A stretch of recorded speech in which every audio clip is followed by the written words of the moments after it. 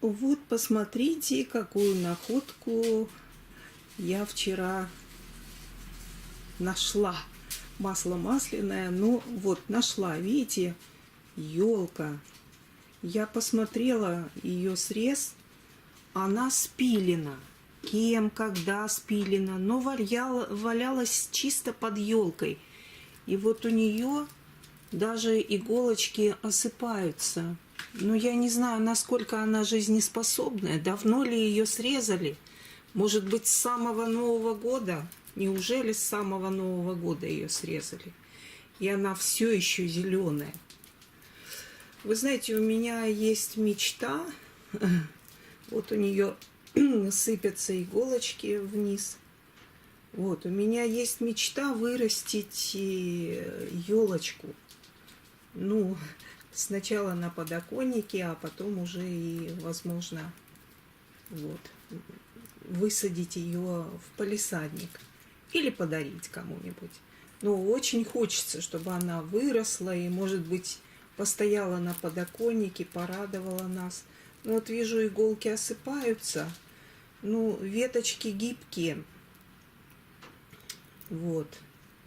Вот это, возможно, уже не гибкое. Вот хочу посадить. Поэтому сейчас буду пытаться сделать все, чтобы реанимировать хотя бы пару веточек елки. Вот, а там будет видно. Ну и взяла-то я ее для того, чтобы сделать из нее подсыпочку в горшки. Если на дно горшка насыпать елочек, то это очень хорошее дезинфицирующее средство и плюс питательная среда. Поэтому растение будет нам благодарно, если мы его посадим вот в такую почву, где в качестве дренажа елочные веточки и иголки. Так что пару веточек срежем, наверное, я не знаю, может быть, те, которые ближе к верхушке, меньше осыпаются, вот. Говорят, не срезать надо, а выламывать. Ну, мы это сделаем, я вам покажу. И, кстати, несу елку и думаю, вот ведь не Новый год, а вы посмотрите, что сегодня творится за окном. О, снег идет. Выпал снег за ночь, подморозило слегка. Ну, на градуснике +1 у меня, ну, где-то 0 градусов. Вот. Вот вам и зима, ребята, вот вам и приметы. Если я несу елку, значит, завтра выпадет снег. Будем это иметь в виду. Ну что ж, сама природа говорит, сажай, сажай, авось да что-нибудь получится. Кстати, сейчас убывающая луна, очень хорошее время для того, чтобы нечто посадить, и оно пустит корешки. Поэтому, если вы хотите, чтобы что-то укоренилось, именно в данный период надо сажать. Поэтому елочку будем сажать. Итак, друзья, посадим наши елочки. Вот я обрезала черенки предварительно, видите, с пяточкой, и замочила их в воде, потому что у меня есть такое подозрение, что они изрядно подсохли, но не ломаются, черенки гибкие, возможно, еще и выживут, поэтому будем надеяться на жизнестойкость елки и посадим ее. Поскольку у меня нет сейчас песка, я не хочу еще на сутки оставлять елочки в воде, вот, посажу пока вермикулит. И потом, когда будет песок, добавлю сюда еще песочка. Вот. Значит, емкость, какая емкость? Это у меня 5-литровая бутылка. Вот, я не стала обрезать ее до конца. Видите, как удобно. Она не будет слетать. Потом еще можно скотчем будет этот шов заделать, когда я засыплю песок полностью. Теперь вермикулит нужно, чтобы он был влажным. Поэтому я его поливаю, чтобы он впитал воду. Так, ну вот, вроде как влажность такая образовалась. Надеюсь, для елочек этого будет достаточно. Еще влага равномерно распределится между вермикулитом. И прямо что мы делаем? Заглубляем наши росточки. Их тут много. Ну, я надеюсь на процент. Нижние иголочки можно оборвать. Есть и большие, и маленькие. Главное, что черенку не должно быть более 3 лет. То есть молоденькие черенки имеют больше шансов приживиться. Поэтому сразу предупреждаю, у меня не было опыта укоренения елочек, но я видела, что хвойники укореняются таким способом. Поэтому и я буду надеяться, что мои хвойники тоже укоренятся. Так, этот грунт, он достаточно стерилен, вермикулит, для наших задач. Поэтому никакой обработки предварительной я ему делать не буду.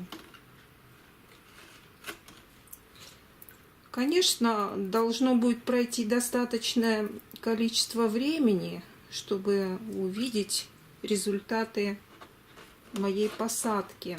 Поэтому наберемся терпения. И когда... Так, ну здесь что-то шансов маловато, не знаю, тут пяточки нет. Череночки должны быть с пяточкой, а этот, как я вижу, он без пяточки. Может, случайно сюда попал. Ну, пускай сидит. А вот этот с пяточкой. Видите, у него есть такая пяточка на конце. Это значит, что он прихватил почку свою с собой. Поэтому шансов у него приживиться больше. Ну вот, вот так накроем. И если я не найду пробку, я просто целлофаном закрою это отверстие. А здесь залеплю скотчем. Завтра добавлю еще немного песка. Вот, скорее всего, я куплю его в магазине, чтобы он был уже дезинфицированный. Вот. Или можно речной песок, если у вас есть такая возможность, но его надо будет прокалить в духовочке в течение получаса. Ну вот, дорогие друзья, опыт посадки хвойников. Если получится, это будет большая победа, потому что мне всегда жалко, когда елки выбрасывают на помойку после Нового года. Сколько деревьев губится в масштабах всей страны? А если бы взяли и взамен каждой елочки каждый мог бы посадить по 3 штуки у себя во дворе, то почему бы и нет? Ну вот, такая история. Добрый день, дорогие друзья! Сегодня очередная попытка укоренить елочки. Надеюсь, на этот раз у меня все получится, хотя никто в этом не гарантирован абсолютно. Так, я смотрю, иголочки продолжают опадать. Вот, то есть это у меня под сомнением вопрос жизнеспособности этого материала. Почему я сейчас опять все это выкладываю? Ну, я решила обработать корневином пяточки наших растений и добавить вермикулита, поскольку вот вермикулит у меня есть, а песка нет. Ну, я надеюсь, что этот материал вполне может заменить нам песок. Сейчас я его перемешаю с влажным вермикулитом, подолью сюда воды. Это 5-литровая бутылка, как вы поняли, которую я разрезала пополам. для того, чтобы посадить в капсуле. Они у меня будут расти, как космонавты. Почему я это делаю? Ну, я твердо убеждена в том, что мы не должны наносить ущерба природе, вот, что явно на Новый год мы это делаем, наносим ущерб, покупая свежеспиленные елки, а потом эти елки выбрасывая на помойку. Конечно, это такое расточительство, прямо, ну, очень сильное расточительство по отношению к природе. Вот, и мне бы хотелось это поправить. Если таких энтузиастов, как я, будет больше, а я думаю, их будет больше, если у меня все с елками получится, с укоренением елок, то, конечно, мы сможем, купил елку, срезанную елку, вырасти 3 взамен. Вот так. Класс опасности этого порошка 3, корневина. Вот, методом припудривания он наносится на пяточку растения нашей елки. Вот так вот прямо. Так, надо, наверное, побольше разрезать. Сейчас мы вытащим этот саженец. Разрежем побольше.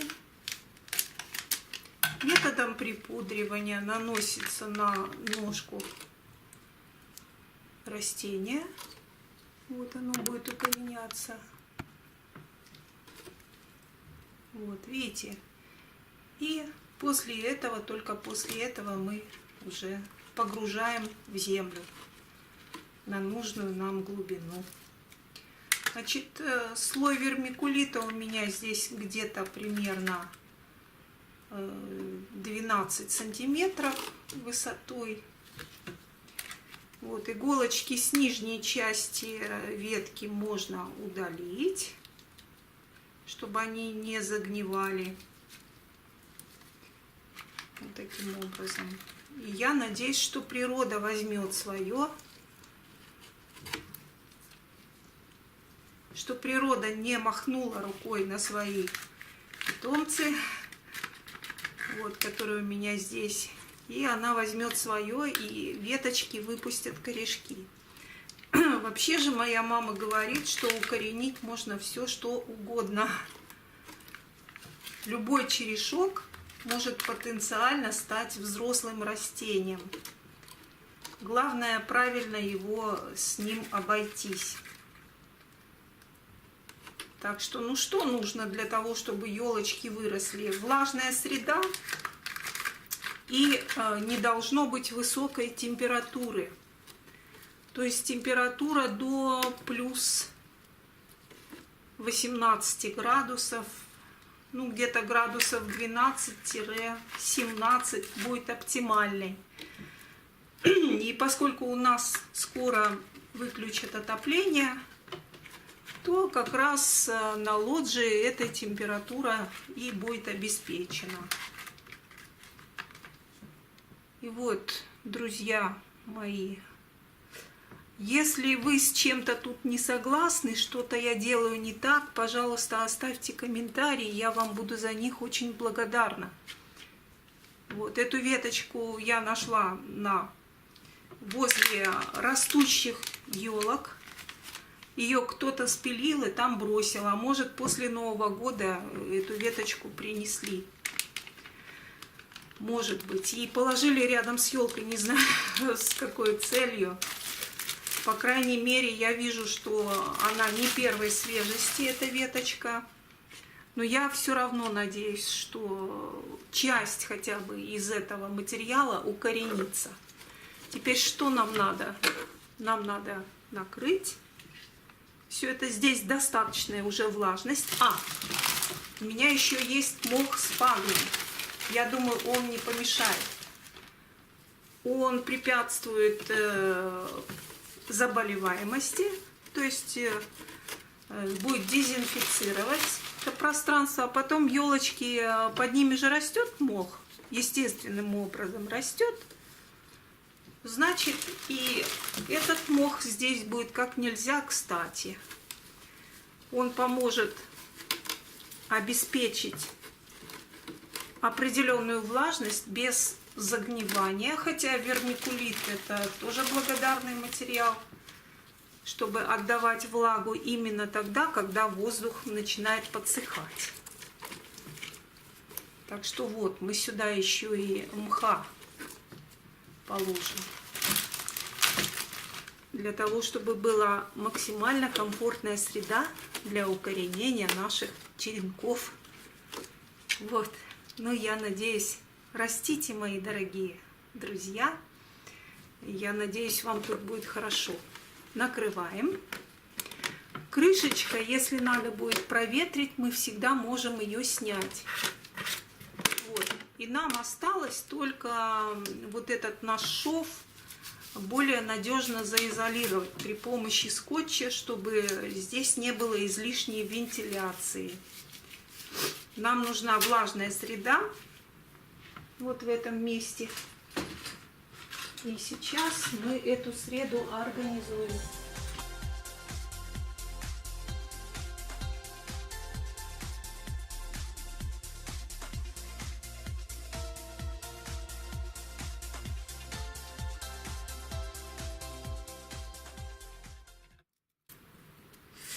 Посажена в пасхальную неделю, и будем особенно надеяться, что Бог с нами. 40 дней, говорят, Он на земле. Вот. И с Божьей помощью, так сказать, все должно укорениться.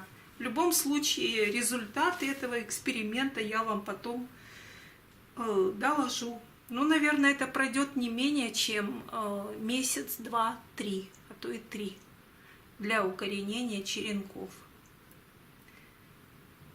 Ну все, желаю и вам успеха, пробуйте, выставляйте ваш положительный опыт. И будем надеяться, что оно вырастет, мы это посадим, и оно будет расти. На этом все. Всем пока.